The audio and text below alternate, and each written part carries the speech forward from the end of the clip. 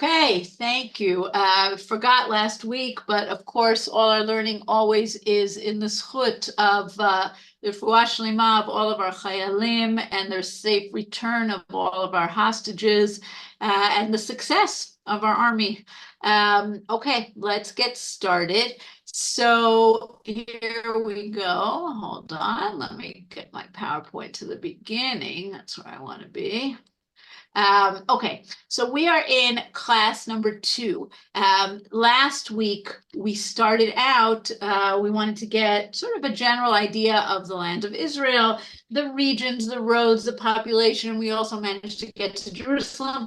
Today we're going to zero in on some of the major centers in Eretz Israel besides Jerusalem. So we're going to do a little bit of that, not just the regions, but some actual cities. We're going to look at some of the languages that were spoken. And then really the second half is the travel. We're going to travel abroad, largely this time to Babylonia. We will see how much we'll get done. Maybe we'll get to Palmyra and to Adia Bene, but if not, we'll do it next time.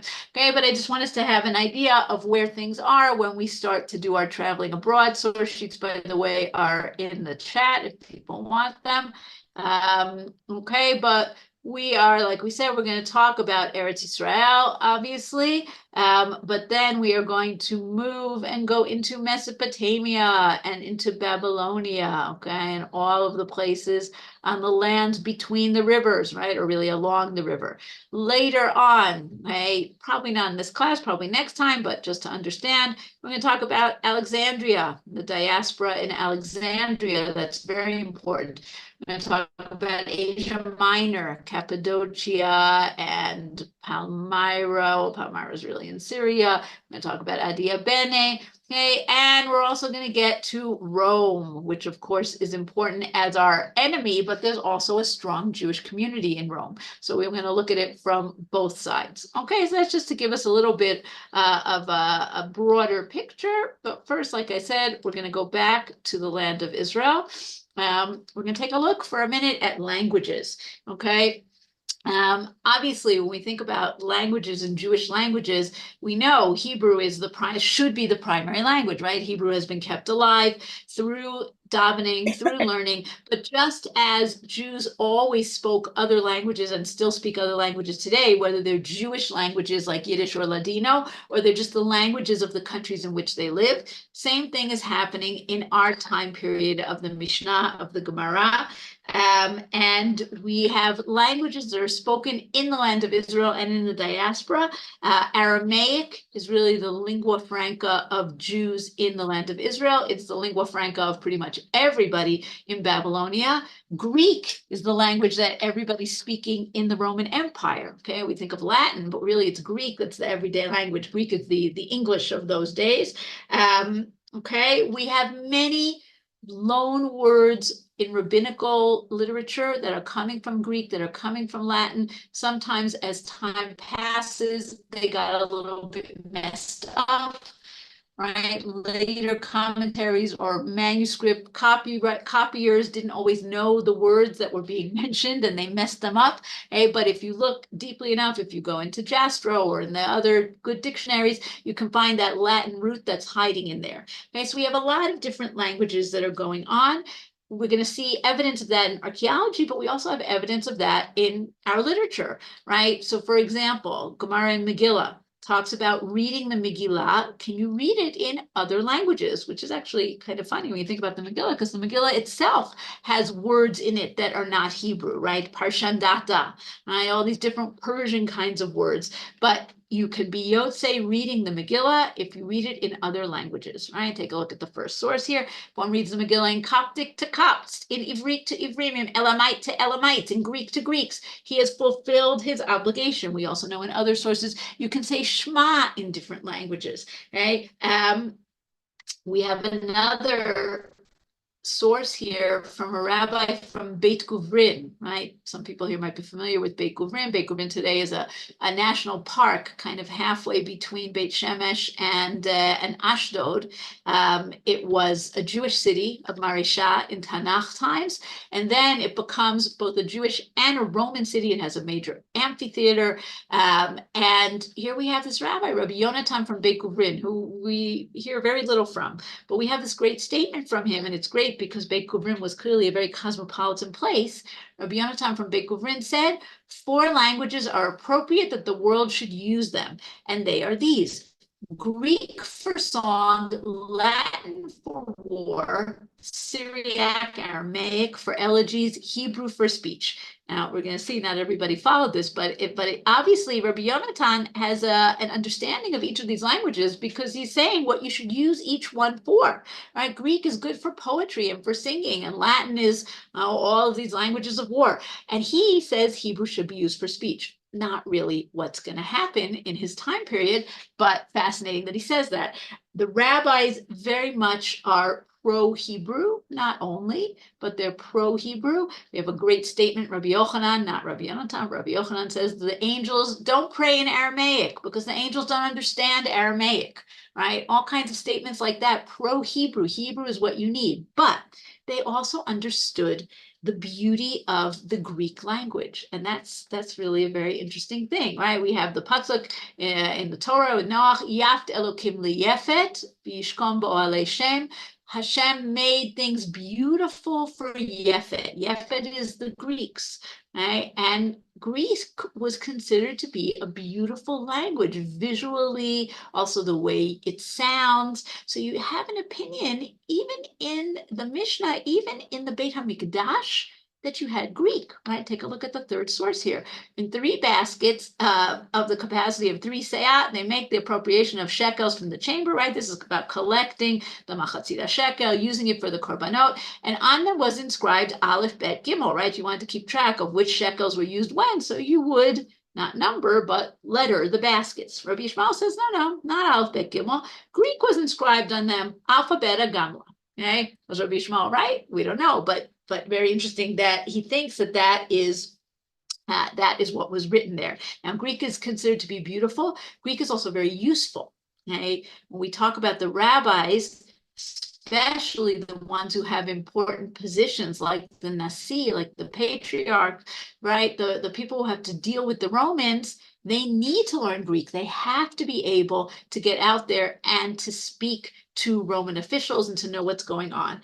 But they're very much encouraging you to speak Hebrew. So we have a couple of examples of the maid in Rabbi Yehuda Nasi's house. Rabbi Yehuda Nasi obviously knows Greek, but he also wants the regular people not to speak Aramaic, but to speak Hebrew. And here we have this great example, Megillah, the same page as before, Megillah Daf Yudchet 18, about all these examples. I only brought one of them for you, of the rabbis who don't know what words mean. And along comes the maid in Rebbe's house, and she just uses these words just like that, right? We have an example of a matateh, a broom, right? And here we have an example of salseleha. The sages did not know what is meant by salseleha. Get wisdom, salseleha, and it will exalt you, right? What does it mean, l'salsel? One day they heard the maidservant in Rabbi Yehuda Nasi's house talking to a certain man who was twirling his hair, saying to him, how long will you go on twirling, misalsel your hair? Right? So here you have this high language in Mishlei about making your wisdom go up and higher and twirled around, and she's just using it as regular language, right? On the other hand, it seems, and this we mentioned last time when we talked about the region of Yehuda as opposed to the region of the Galil, then the Galil, they were not so careful about their Hebrew. They spoke Aramaic, they spoke Greek, and you have a few places here in the Gemara that are saying, you shouldn't really trust those Galileans because their language is not so good, right? Start with the last source first. We'll go back to the second to last in a minute. One may not allow the people of Beit Shan or the people of Beit Haifa or the people of Tivon, right? All of these are places up in the Galil to pass before the ark in order to lead the service because they pronounce Aleph as Ayin and Ayin as Aleph. Now, we also, most of us, pronounce Aleph as Ayin and Ayin as Aleph, right? And they go on to say Hey as Chet and Chet as Hey. That's a little bit easier to tell the difference. Most of us, and I am saying us, I mean Ashkenazim, we do not distinguish between Aleph and Ayin. But if you ever speak to a real Teimani, right, Teimani baladi, like a real, a real guy who knows how to pronounce the words, Aleph and Ayin are two separate letters. Okay? And here we're seeing this, that the people of the Galil did not know, were not careful in their pronunciation. The Gemara right before that in Eruvin is even harsher. There was a certain person from the Galil who would walk and say to people, who has Amar? Who has Amar? They said to him, foolish Galilean, what are you saying? Do you mean a donkey, a chamor? Do you mean wine, chamar? Do you mean wool, amar? Or do you mean a lamb, imar? You're not careful. You don't pronounce your words carefully. We don't know what you're talking about. You're just, you're just an ignorant Galilean. Now, you could say, okay, so maybe these are stereotyping and not such pleasant Gemaras, and maybe it's not really true. But if we go to the inscriptions, right, if we go to the archaeology, if you find what's a great source of language is inscriptions in Batei Knesset, because every synagogue from the beginning of time, pretty much, well, not in Masada and Gamla, but pretty soon afterwards, and up until synagogue that was built last week, is going to have an inscription that's going to say, thank you, Mr. and Mrs. So-and-so, for the money that you gave, right? It might be written differently at different times, but they're always going to have that. And the ones in the Galil are either Aramaic, or as you can see here in this picture on the top, this is from Hamat Tveria, they're in Greek. You have a lot of inscriptions in Greek because that's what the local people are speaking, and also because you have visitors who are giving money coming from overseas or from overland, right? And they want to be able to read what they gave.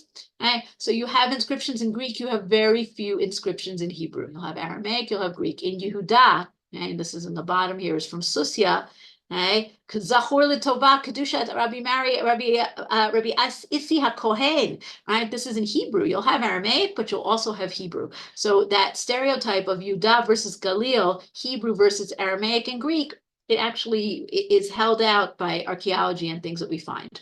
Okay, let's go into a few specific places, and then we're going to go, like I said, overseas. So we want to talk a little about places. Last time we talked about Jerusalem, right? When Jerusalem is destroyed, the centers move elsewhere, okay? In the first generation after the destruction, we have Yavne, of course. Didn't really bring so much about Yavne. It's been talked about a lot, but we'll just see where it is. Right down here is modern Yavne, but it's more or less where ancient Yavne was too. Okay, we are going to talk a little about Lud and about Bnei Brak. Okay, Bnei Brak is not the Bnei Brak of today.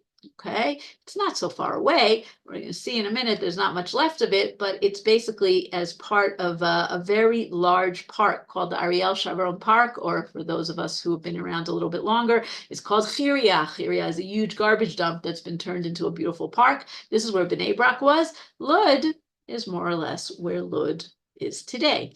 Okay. What do we know about these various places? Okay, we have a lot of rabbis who are there. Just to give us a few sources, right? We have the very famous conversation that takes place in Aliyat Nitza in Lod. We have rabbis who gather together, who come up with important decrees and ideas, and this is probably one of the most famous ones. Rabbi Yochanan said in the name of Rabbi Shimon ben Yotzadak, the sages who discussed this issue counted the votes of those assembled and concluded in the upper story of the house of Nitza in Lod. With regard to all other transgressions in the Torah, if a person is told transgress this prohibition, you will not be killed, he may transgress that prohibition, except for idol worship, forbidden sexual relations, and bloodshed, right? One of the most important ideas that happened in the time of Gzerah. What are the three things that we call Yehareg Va'al Ya'avor? We all know this Gemara, but what we might not know is that Lud is the place where it is being discussed. And this is happening at the time that we're talking about the Great Revolt, and more importantly, the Bar Kokhba Revolt. That's when these centers are really important, and that's why this is very much a topical conversation to be having. Okay? source that we have about Bnei Brak, right? We hear about rabbis in Bnei Brak, and this one we also all know because it comes from the Haggadah and Pesach, although we don't have it in other sources, interestingly. Okay? On Pesach, Rabbi Eliezer, Rabbi Yoshua, Rabbi Elazar ben Azariah, Rabbi Akiva, and Rabbi Tarfon were reclining in Bnei Brak, and we're telling the story of the Exodus from Egypt that whole night until their students came and said to them, the time of saying the morning Shema has arrived. There are those who interpret this as talking about why they have to be told that it's time for Shema, because they're hiding, because they're in a cave, because they're underground. Again, a time of Shema, a time of revolt, a time that the Romans are out to get the Jews and they have to be in hiding. Okay, but it gives us a sense that these are important centers where the rabbis are hanging out. Now, Lud is a very interesting one. Lud today, certainly for many years, anyone who came to Lud in the 60s, the 70s, the 80s, very much a downtrodden city. Even today, you come to Lud and its next door neighbor Ramla, there still are neighborhoods there that look like, most cities don't look like this anymore, but that look like they used to in the 70s and 80s, really these rundown shikunim. But as everywhere in Israel, in Lud and Ramla as well, there's been more development. There are nicer neighborhoods that are being built. There's excavations and new roads that are happening. And in the course of doing that, of course, we uncover amazing things. And one of the really fabulous things that was discovered, this was a long time ago, this is more than 20 years ago, was the floor of an incredibly beautiful mansion. This mosaic was uncovered in the late 90s. It was taken, it was displayed in various museums around the world. It was in the Met in New York. I think it came to Toronto. It went to lots of different places. It finally was brought back to Israel, and with the help of wealthy donors, has been made into a gorgeous museum that talks about the city of Lud and talks about mosaics, right? But it gives us a sense this is a very, very wealthy city. Was this the house of Jews? We have no proof of that, right? We have this very dramatic mosaic with lots of animals, very colorful, but it doesn't show us that there was anything Jewish here. It doesn't show us anything non-Jewish. Could be, could not be. One of the things that I think is great that they have displayed in the museum is what you see here on the left. It doesn't look very exciting, okay? But this is the footprint of one of the guys who was making the mosaic. This is in the 3rd century of the Common Era, and somehow it got stuck in the plaster, and nobody actually removed it until it was discovered millennia later. Lud was a very wealthy city. It was a city of a lot of important rabbis. It also was a city where we know that there were decrees against the Jews. We have the martyrs of Lud, right, guys named Pappus and Lulianus. Unclear exactly what their martyrdom was, but it seems that it was a place where the Romans put down revolts. It eventually becomes a Roman colony. Okay? And eventually it goes downhill, okay? Because the centers in the Galilee become much more important. First of all, it becomes poorer. Okay? We have a statement in the Medrash in Esther Rabbah that out of 10 measures of poverty in the world, 9 were given to Lud. This is clearly not when this mosaic is being made, but later, right? Cities go up and go down. We also have this very strange Gemara here, right? Gemara Pesachim. Rabbi Simlai came before Rabbi Yochanan. Now let's remember, Rabbi Yochanan, an Amora, okay? So he's living past the time period when Lud is at its peak. He's also an Amora who's living in the north. He's living in Tiberias, in Tveria, okay? And Rabbi Simlai comes and he asks him to teach him this book. You teach me the Sefer Yuchsin, the book of genealogies, right? It's a book of it's a Medrash. Rabbi Yochanan said, and it was something that wasn't commonly taught. Rabbi Yochanan said to him, "Where are you from?" He said to him, "From Lud." Rabbi Yochanan then asked, "Where are you living now? Where's your present place of residence?" He said to him, "In Nahar Da'ah." We're going to come to Nahar Da'ah later today. Rabbi Yochanan said to him, "I have a tradition that we teach these subjects neither to Ludites nor to Nahar Da'ans. Certainly not to you who comes from Lud and your residence is in Nahar Da'ah." It's a little bit of a strange statement. I don't have an explanation to why he doesn't want to teach somebody from Nahar Da'ah, but Lud, it could be that here he is, Rabbi Yochanan. He's a proud Galilean patriot. He's living in Tveria. And he's saying, that time is past, that city. We don't want to talk about those places. Those places have now become very Roman, very pagan. Torah life is now in the north. That's a suggestion that what's going on here. Right? Just a quick look at Bnei Brak, because we don't have very much to go on in Bnei Brak. We know that there was an Arab town here before 1948 called Ibn Ibrak. Okay, Bnei Brak, Ibn Ibrak, the sons of Brak. Okay, preserved the name. However, after 1948, it was conquered by us, and essentially it was turned into a very large garbage dump. And anybody who lived in Israel in the 80s and the 90s, even the early 2000s, right, this is very much a landmark on the main highways as you're traveling from Jerusalem to Tel Aviv. And then a few years ago, they made it into this actually amazing park, an environmental park called the Ariel Sharon Park.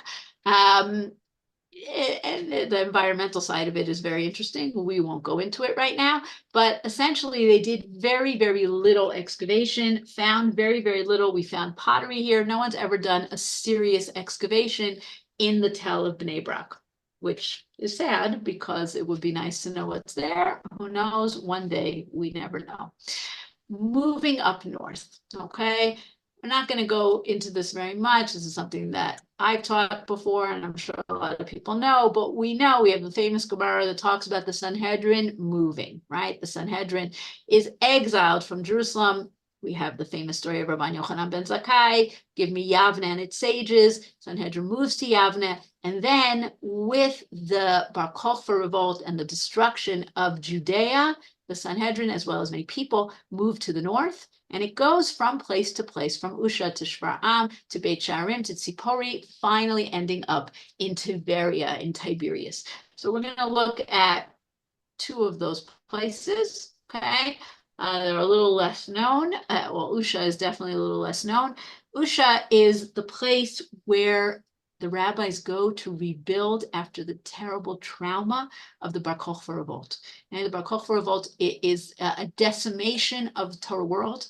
Right? We just had Tisha B'Av, we just read Ela Eskera and Arzea Lebanon, and all of these kinot that talk about the end, the murder of the Asara Harugei Malchut, and we know that so many important rabbis were killed. The Romans forbid any kind of they forbid smicha. We have Rabbi Yehuda ben Baba, who has to go courageously and be somech 5 rabbis. But basically, we're talking about a shattered generation that has to then begin to rebuild itself. And we have a beautiful conversation about this in Shir Hashirim Rabbah, right? It says at the end of the persecution being the Bar Kokhba revolt, our rabbis assembled in Usha. They were Rabbi Yehuda, Rabbi Nechemiah, Rabbi Meir, Rabbi Yossi, Rabbi Shimon Bar Yochai, Rabbi Eliezer, son of Rabbi Yossi Aglili, Rabbi Eliezer ben Yaakov. And these are the rabbis that were given smicha by Rabbi Yehuda ben Baba, plus a few others.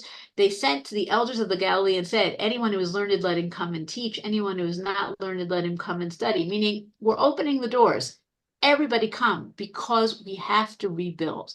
And then we have many of these what are called takanot usha, right? These laws, these decrees that were made in Usha, a lot of them dealing with economic matters, because not only is the Torah world shattered, but the economic world, right? A lot of destruction with the Bar Kokhba revolt, and they have to rebuild. And a lot of these things are take care of your children, right? Make sure that you're gonna take care of your parents, husbands and wives. If you're learning the daf yesterday on the daf, we had another one of the takanot usha about property of husbands and wives. So just to look at them quickly, Rabbi Eli said that Reish Lakish said in the name of Rabbi Yehuda bar Chanina, in Usha the sages instituted a man to sustain his sons and daughters when they are minors, right? You wouldn't think you need a takana for that, but in a world where money is scarce, it's hard to make a living.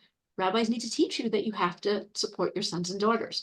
Rabbi Eli said that Reish Lakish said in Usha, the sages institute, in a case of one who writes a document stating he is giving all his property as a gift to his sons in his lifetime, he and his wife are sustained from the property till their deaths. You can't give an inheritance, right? We talked today about tax shelter. You give away all your inheritance so you can get your Medicaid. but then you have to be supported by your children. Again, a sign of very dire times.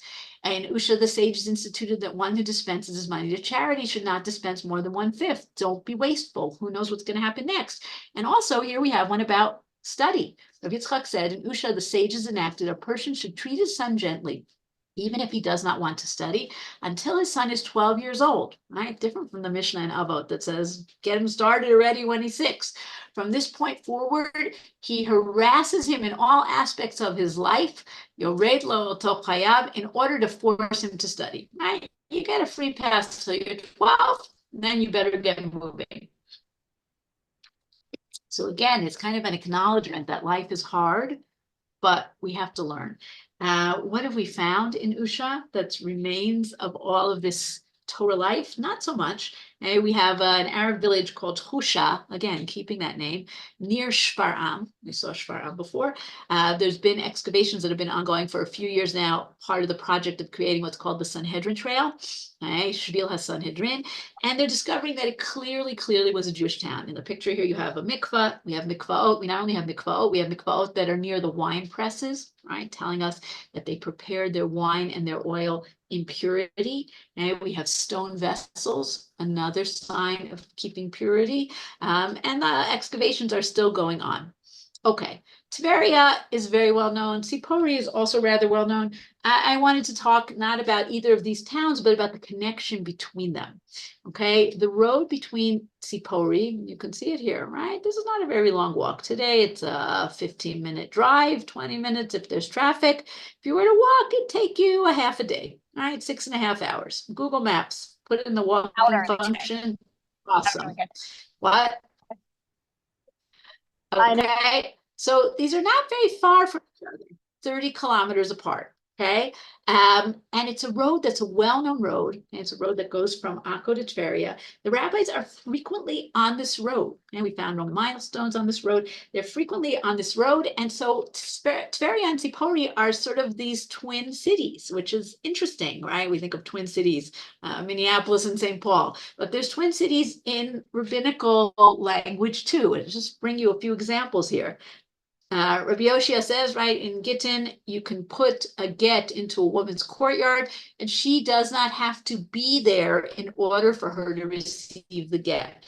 So what does Rabbi Yoshia say? Even if she is in Tveria and her courtyard is in Sipori, or she is in Sipori and her courtyard is in Tveria, she is divorced. Meaning you don't have to be so far apart, but this is a great example of what, these are the towns that come to mind. These are the easiest things to say. The fact that the rabbis are always traveling on this road, and we have conversations. This rabbi met this rabbi on the road between Tveria and Sipori. And here we have a great example of halacha there. There's so many Jews that travel on this road. Rabbi Chanina found a slaughtered young goat between Tveria and Sipori, and the sages permitted it to him. Okay, we're like, gross, we would never eat that. Think about a world where food is very expensive. You find this nice package of meat. Okay, not packaged. Is it kosher? Is it not kosher? And because there are so many Jews that travel on this road, the assumption is it was dropped there by a Jew, it's kosher. Okay? So this is a well-frequented, well-traveled road. The picture I brought you here is of the main road in Sipori, inside Sipori itself. It's not part of this road, but we do have remains of this road. And one other nice idea here, Rabbi Yossi said, the Gemara in Shabbos, may my portion be among those who accept Shabbat in Tveria and among those who see Shabbat out in Sipori. He does not mean that he's going to start his Shabbos in Tveria and then take this very long walk. Obviously, it's outside the Chum Shabbat. You can't travel so far. He doesn't mean that he's going to do that. What he means is Tveria is very low down. It's in the valley. Okay, so the sun sets earlier there. I want to accept Shabbat early, like they do in Tveria. Sipori is up on the hill, so you can see the sunset for a long time. Shabbos comes out late. I want to accept Shabbos early. I want to see Shabbos out late. That's what Rabbi Yossi says. Later on in Shutim that we have in Responsa that we have in the Middle Ages, when the questioner or the rabbi who's answering wants to talk about two next door towns, right? We know that usually in response, we don't have real names. We have Reuben and Shimon, we have Rachel and Leah. Even the towns, we don't often have the real towns. Instead, they'll say, so-and-so is a merchant in Tiberia, and he has competition in Sipori, right? They're obviously not Tiberia and Sipori, but that's the terms that come to mind in the rabbinic mind. So it's a nice example. Okay, do a couple more. Migdal is another interesting one where you really need to know where things are. Okay, today there's amazing excavations that are being done in Migdal or in Magdala. It's the same thing. Hey, Migdal is very important. Magdala is very important in the New Testament. Jesus comes there. There's a very wealthy woman who's his patron. Excavations that have been done there in the last 10 years have discovered, there were excavations earlier that showed us the town, but now we have discovered part of the town from before the Churban, from the early 1st century of the Common Era. We found the Beit Knesset there. We found this fascinating stone there with these pictures of things that were in the Beit HaMikdash. Very interesting what it is. We don't know. Maybe it's like a way for them to remember Yerushalayim, right? But it's clearly a very, very Jewish town. Now, we have this great Gemara in Psachim that talks about dough rising, okay? Now, and it talks about batzek cheresh, deaf dough. How do you know if your dough is going to rise? Maybe it didn't rise. How long does it take to rise? So Rabbi Abahu said that Rabbi Shimon bar Lakish said, in the time it takes a person to walk the distance from Migdal Nunya to Tiberia, which is a meal. Okay, Rabbi Abahu says, how long does it take for the dough to rise? It takes about as long as walking a mil. Remember last time we talked about a mil. A mil is a little bit less than a mile, our mile, a little more than a kilometer. How long does it take to walk? Maybe 20 minutes. Okay, that's logical. How long does it take dough to rise, right? Today we make our matzah. We say 18 minutes. That makes a lot of sense. However, between Tiberia and Migdal is not a mil. It is a lot more. It's almost 7 kilometers, meaning 4 or 5 mil. And it takes an hour and a half to walk that distance. Now, Rabbi Abahu said that Reish Lakish is from Tiberia. He knows how far Migdal is. There's no way he's making that mistake. It doesn't make sense. Somebody's messing up. And if you go to the parallel Gemara in the Yerushalmi, okay, then we see what makes sense. How long? Rabbi Yesam ben Baracha, Rabbi Ula of Caesarea, up to 4 meals walk, right? He also says between he says 4 meals, right? It says between Migdal and Tiberia. 4 meal is correct. So the Gemara, the Bavli, didn't know the distances. They liked the explanation that it's 20 minutes. So they took that explanation, but they took the geography and they messed it up, right? You need to know where you are in order to understand what's going on, right? And so the Bavli, far away, doesn't know the distance between Migdal and Tveria. The Yerushalmi does know and gives the actual correct distance. Okay, 2 last places that we're going to look at, and then we're going to make our way towards Bavel. Okay, Caesarea, Caesarea. Caesarea is considered to be Rome in the land of Israel. We have a famous Gemara that talks about how if somebody tells you Caesarea and Jerusalem, they're both doing great, don't believe them. They're both doing terribly, don't believe them. One is up and one is down, believe them, right? Caesarea is the home of the Roman rulers in Eretz Yisrael. After Rome becomes Christian, we have very important Christian bishops, first a guy named Origen, then someone named Eusebius, that are in Caesarea. This is very much a foreign power in the land of Israel, and yet we have very significant sages as well as Jewish artifacts in Caesarea. Okay, so here in Caesarea, the pictures that I brought you here, the picture on the bottom is of the great amphitheater, hippodrome, and then becomes an amphitheater in Caesarea, where we think Rabbi Akiva was put to death, right? This terrible story of martyrdom, very much a story of Rome in Caesarea. But we also know that there were synagogues in Caesarea, and you can see in the top here from the many, many, many artifacts that were discovered in Caesarea, we have pictures of menorahs, we have actual menorahs, we have inscriptions in Hebrew, in Aramaic, and we also have references to two of the great rabbis of Caesarea. And one of them is Rabbi Oshia, who lives around the year 200 of the Common Era. He's the transitional generation between the Tanaim and the Amoraim. He has his own Breita. He has his own set of Mishnayot, basically. And the other one is Rabbi Abahu, okay, who is a generation later, right? 2 generations later. And he also is one of the great rabbis of Caesarea. Both of these rabbis, Rabbi Yoshia and Rabbi Abahu, are dealing with polemics against Christianity against the Jews. Right, so take a look at some of these sources. First of all, we have Rabbi Oshia. Rabbi Oshia was lucky enough that his father was a great rabbi and his grandfather was a great rabbi, and they all knew each other, right? And in this generation post Bar Kokhba, when I think of like a post-Holocaust generation, that's rather unusual that he has his father and his grandfather and they learn together. So we have this beautiful phrase, Rabbi Bar Chama read the verse about him, a threefold cord is not quickly broken, saying this applies to Rabbi Oshia, son of Rabbi Chama, son of Rabbi Bisa, right? All of them great rabbis. But here's where we get to the polemics. Rabbi Oshia, Rabbi Hoshaya, right? Different pronunciations in different texts, said, when the Holy One, blessed be he, created Adam, the first man, the ministering angels erred concerning him and sought to proclaim holy before him. Here we have a statement that's saying maybe man is kind of godlike.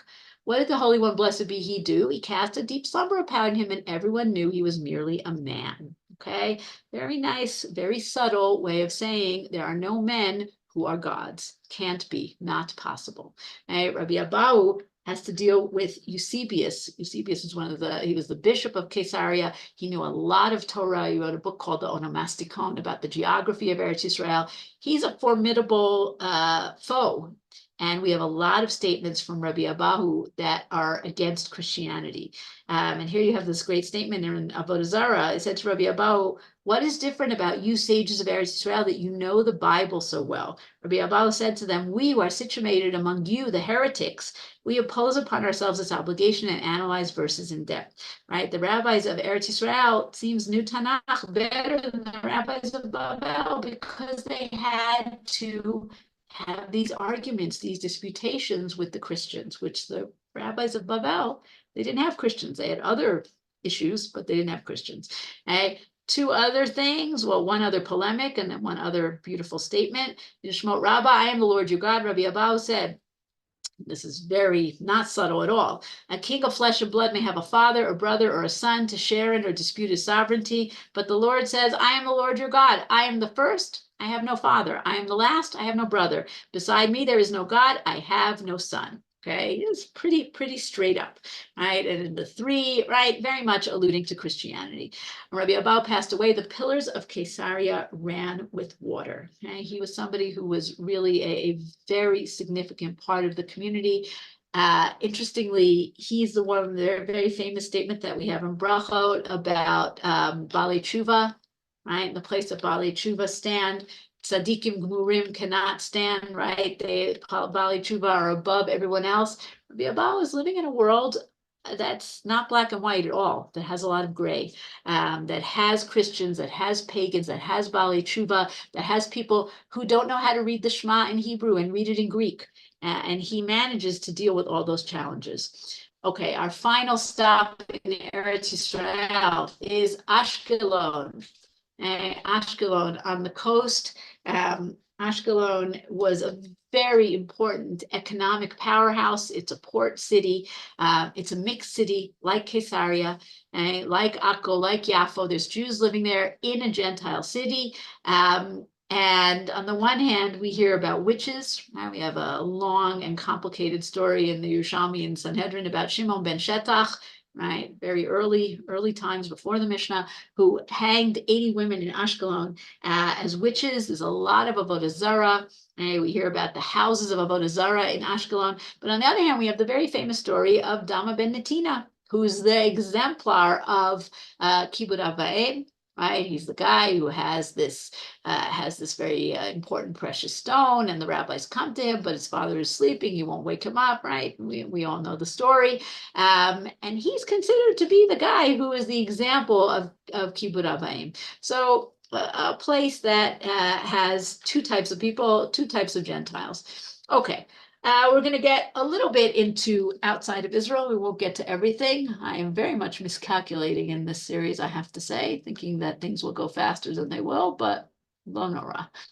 Rabbi Kalman is happy because this will go on longer than I had That's the way planned. it always goes. Okay, so let's cross the Yarden. What? All right, let's cross the Yarden. We talked about this last time. We talked about the three lands, right? The Shalosh Medinot, Judea, the Galilee, and Aver HaYarden. Aver HaYarden is a very weird place, right? Is it Eretz Israel? Is it not Eretz Israel? We just started Sefer Devarim last week. Moshe's going to die in Aver HaYarden. We always say Moshe doesn't make it into the land of Israel. But we also know 2.5 tribes, right? Gad and Reuven and Chatzi Menashe are in Aver HaYarden. So it's sort of in Eretz Israel. It's sort of not. It's shared, if you look at the map on the left, between those 2.5 tribes. Shared is probably not a good word, right? Conflicts on and off throughout by Rishon times between those tribes and Ammon, Moab, and Edom, eventually Aram, right? A lot of challenges to the sovereignty of the Jews from Aver HaYarden, but you also have Jews living there. In Second Temple times, by the time we get to Herod conquers Aver HaYarden, and the southern part of the Transjordan becomes a place called Perea. That's where Jews are living. It's an important place in Second Temple times. It's not only a place where Jews live, it's also a place where Jews travel through, because as we talked about last time, we talked about the Shomron, right? Samaria. Jews who were coming from the Galilee to Jerusalem didn't always want to travel through Samaria. It was not a very friendly place. So what they would do sometimes is cross the Yarden, come down through Perea, cross back near Jericho, and then go on the Jericho-Jerusalem highway, go up to Yerushalayim. Okay, we have a famous story in the New Testament about the Good Samaritan, right? Complicated story, but it takes place along this road of the Jerusalem-Jericho highway. By the time we get to later, when in the time of the Mishnah, after Bar Kokhba times, Perea is mostly not Jewish. It's become much more pagan and Christian, becomes very important in Byzantine times, a lot of churches in Transjordan, and we hear less and less about Jewish communities there. But it is part of our story. The Jordan itself, let's go back to the Jordan itself, right? Here's the Jordan. Jordan itself is one of our ways to come into the land of Israel. If you're coming from the east, right? You could be coming from Jordan. You could also be coming from Bavel. You might be coming overland. We're going to take a look at this in a little while, how you would come into Eretz Israel from north, but you might also come in and cross the Yarden, whether here or further down, right? You could cross over. One of the people who crosses the Yarden, very famous immigrant, is Rabbi Zera. Okay? Rabbi Zera is a very interesting character. He is born in Bavel. He lives in Bavel, but he wants to go to Eretz Israel. He's always eager to hear the Torah of Eretz Israel. When the rabbis come to Babylonia, he wants to hear, what did this one say? What did that one say? He wants to come to the land of Israel and learn there. His problem is that his teacher is Rabbi Yehuda, who forbids him from going. He says, until the Messiah comes, the Jews are not supposed to go up to the land of Israel, right? The three Shavuot, very, very interesting question. Why does he say this? But Rabbi Zera finally goes, he kind of gets away from Rav Yehuda, and he goes and he gets to the Jordan, and he's going to cross. And we have the story at the end of Ketubot. At the end of Ketubot, we have a lot of praise of the land of Israel. And this is one of the stories. Right? So we have when Rabbi Zera ascended to Eretz Israel, he could not find a ferry to cross the Jordan River. He took hold of a rope that was strung across as a makeshift bridge and crossed the Jordan. What does this mean? It means there was kind of like the Jordan is not very wide, depending on where you are and the time of the year. And instead of having a ferry to take you across, somebody had strung up what we would call like a zip line, right? An omega we have in Israel. And he held onto it and he kind of made his way on the rocks across. Now, what's fascinating is what you're looking at in the picture here. This is a mosaic floor from a town in Jordan called Medva. And it was discovered in the 19th century, and it's very famous. Most people have seen the image of Jerusalem on this map, but there's other parts as well. And here we have this great depiction of the Jordan with nice big fish in it as it's going down towards the Dead Sea. But take a look at what's over here on the side, okay? This is a meitzra. This is the rope that is going across the Jordan so that people can cross.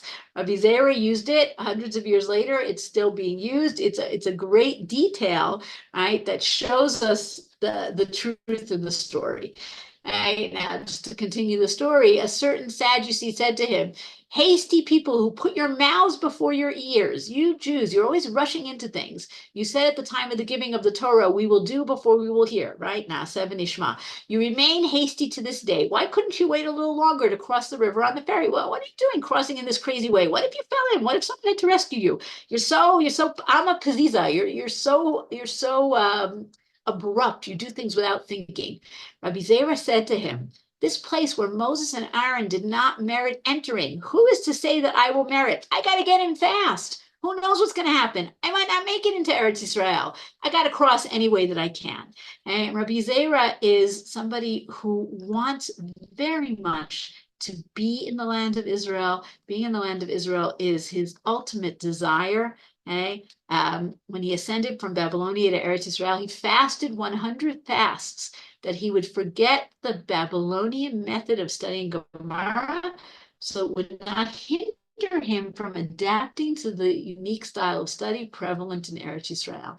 He doesn't even want to remember the Torah he learned in Babel. Now, he has many adventures as a new immigrant. Anyone who's a new immigrant who's listening can identify very much with Rabbi Zera.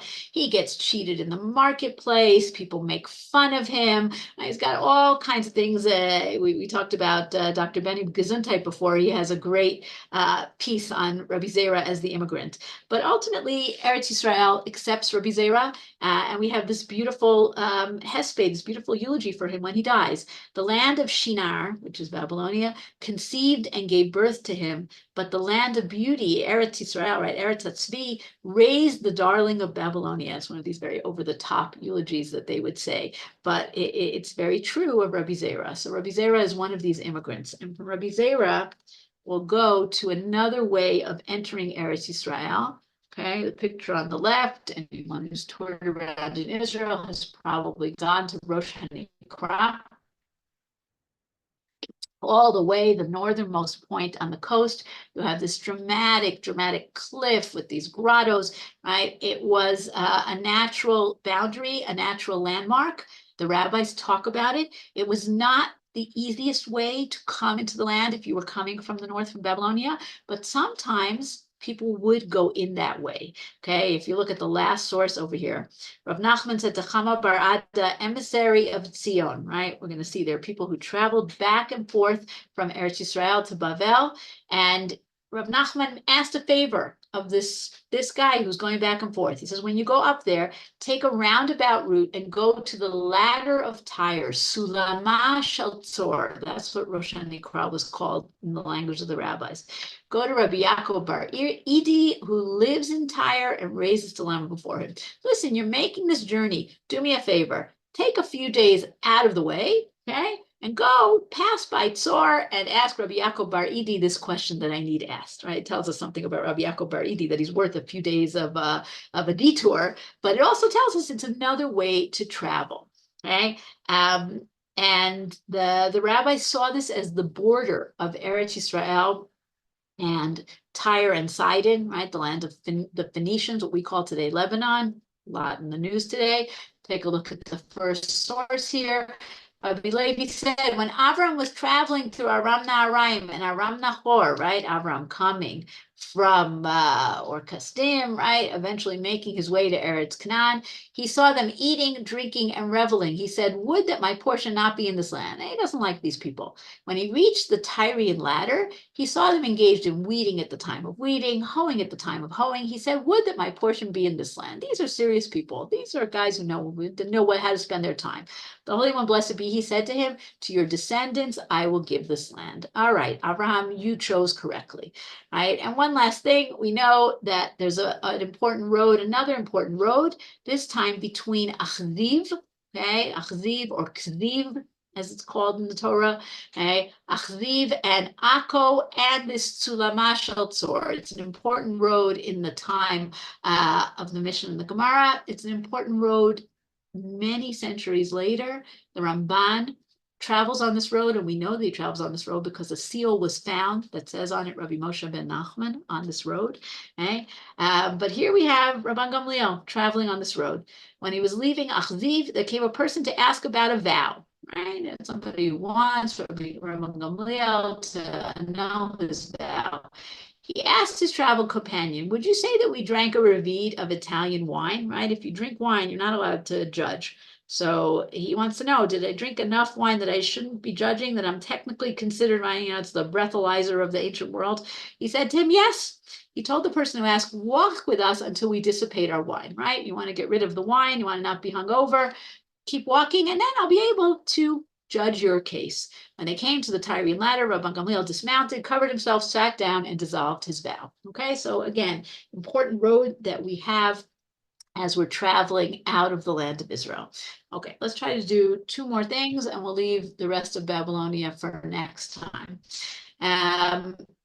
Okay, we have two empires here, and this is important to understand. Eretz Israel is on the eastern edge of the Roman Empire. It's on the western edge of the Parthian Empire. Okay? And if you take a look, Parthian eventually becomes Sasanian, and we'll talk about that next time. If you take a look at the map here on the right, this is the Roman Empire, right? In the time of the Mishnah, in the time of the Gemara, it's encompassing quite a lot, right? But certainly all of the Mediterranean, from the area of Rome, right, going up towards France, towards Spain, North Africa, and coming all the way over to Asia Minor and to Eretz Israel. Okay, so here's Eretz Israel in red. And we are part of the Roman Empire here in Eretz Israel, but we're on the edge, we're on the border. What's just to the east of us? The Parthian Empire, this other major empire that includes Babylonia, but at its height goes all the way to Pakistan. It's enormous. And it's important for us to understand this because we often assume that everything is happening under the Roman Empire. It's not. Okay, the Babylonian rabbis are not living under the Roman Empire. It's a different government. It's a different language. It's a different coinage. It's a different religion. It's different customs. Many, many things are different. We know a lot more about the Roman Empire and about life under the Roman Empire than we know about life in Babylonia.